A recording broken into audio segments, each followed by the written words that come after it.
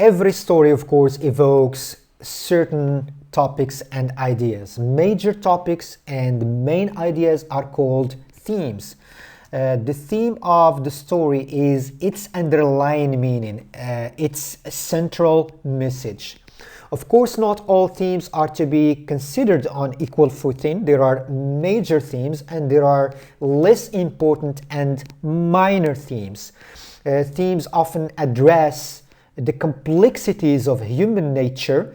Examples of themes are love, revenge, friendship, motherhood, etc. Now, I'd like to draw your attention to two tips when writing about a theme or expressing a theme. The first is that the theme has to be expressed in a statement, in a sentence. So it's not enough to say, for example, that the theme of the story is love, or the theme of this novel is friendship. You'd better say that the theme in this story is the impossibility of love in a technological age, for example. These are just examples. Or the theme of this novel is the power of friendship in overcoming the psychological troubles. The second tip is that the theme should be stated in a general way. That is, you have to come up with an abstract statement about the message of the story while excluding all of the incidents, the events, characters and other details in the story. The theme should be a general, kind of philosophical.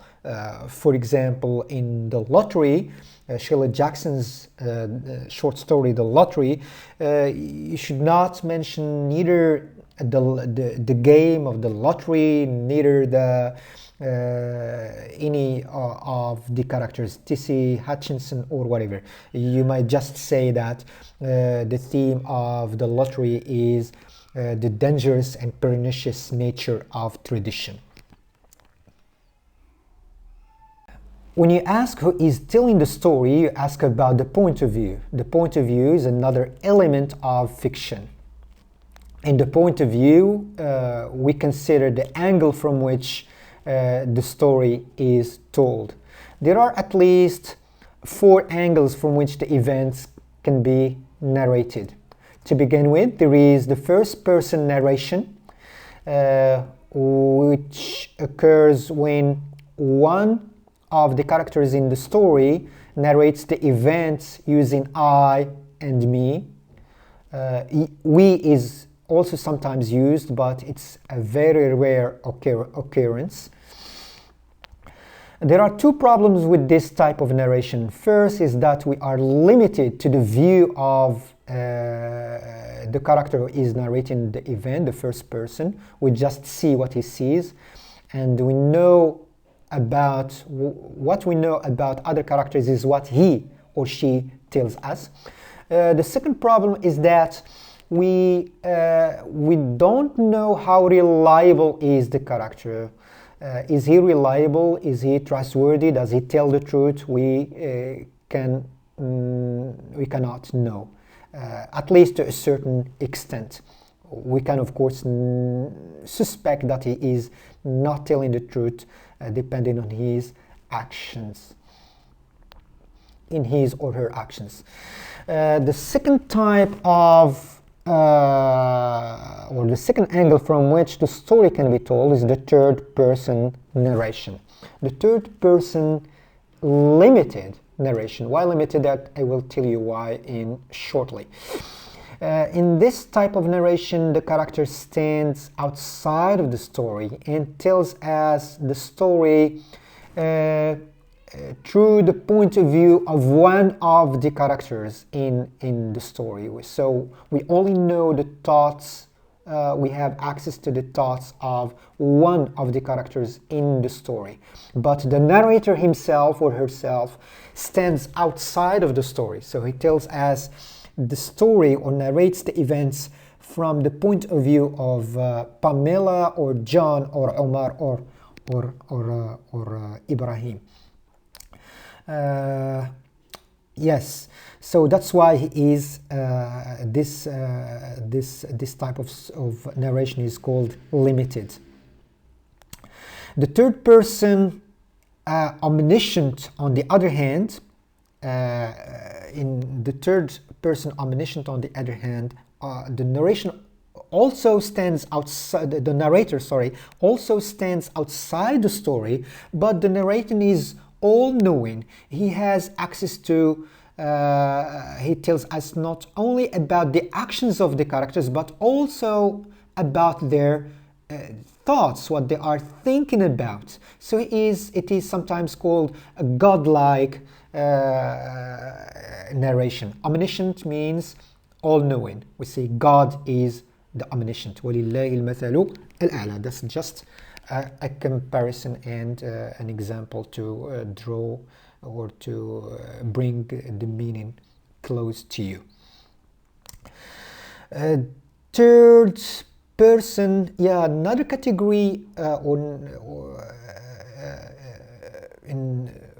another angle from which then the story can be told is third person objective. In this time, the narrator also stands outside the story but does not see into the mind of any of the characters.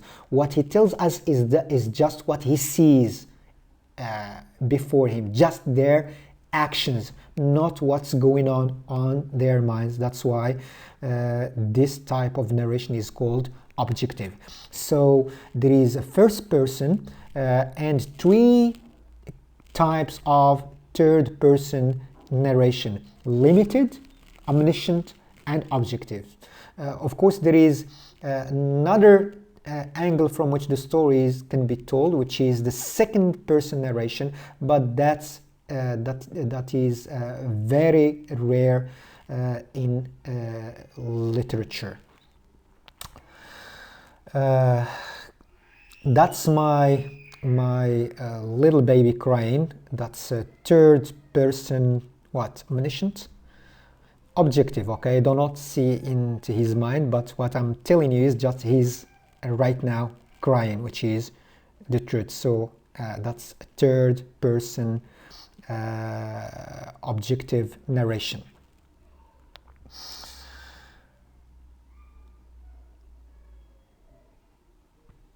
These are illustrations of what we have just seen in the previous slide. In the first person narration, the character is a participant in the story, and we are told the events from his point of view. In the third person limited, the narrator stands outside of the story but tells us the events from the point of view of one of the characters in the story. And in the third person omniscient, as I said, okay, the narrator also stands outside of the story, but this time has access to all the occurrences in the story, and he can tell us, or he can describe not only the actions but also inform us of what's going on in the minds of the characters. That's why he is an omniscient, godlike character. Once again, وَلِلَّهِ الْمَثَلُ الْأَعْلَى. This is a task for you. Read these excerpts and decide from which angle or from which point of view are these stories told.